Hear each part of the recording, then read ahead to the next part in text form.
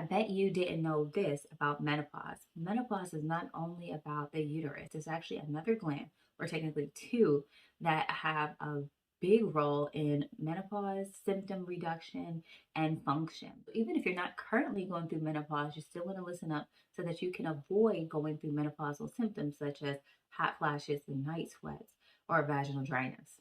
So, what is menopause and what's happening? Well, menopause is the end or the pause of menstruation. And so you're not going through menstruation, you're not releasing eggs, you're not going through ovulation.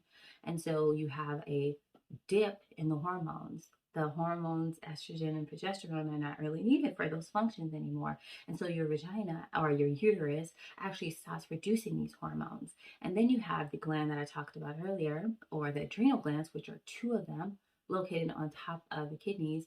And these small glands actually help to produce some of these sexual hormones. And so it can actually pick up and convert, they produce hormones that can convert into estrogen.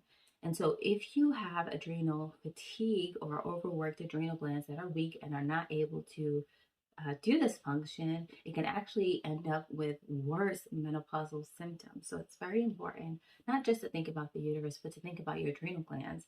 And as I talked about, if you haven't actually gone through menopause yet, these are things that you want to keep in mind so you can make sure your adrenal glands are strong when you get to that stage of life.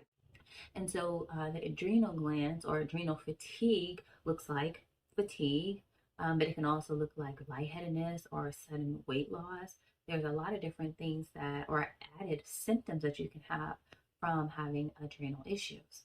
So when you're going through menopause, because of the decrease of estrogen, you're at a higher risk of different things like osteoporosis or heart disease, because estrogen really has a function for those parts of the body. I actually have some videos that I'll link them down below. I have a blog post about hormonal imbalance if you're interested in that. I also have a video about talking about the role of hormones such as estrogen and progesterone. So if you're not familiar with those, you want to check those out next. So I said all of this just to let you know about menopause, but there are actual herbs that can be useful for going through menopause and also for combating some of the other things like osteoporosis that I mentioned. And so you want to make sure you're strengthening your adrenals and your uterus. You also want to make sure you have a balance of the hormones, estrogen, progesterone, and that you don't have some imbalances of some other hormones or even male hormones and how to get rid of them.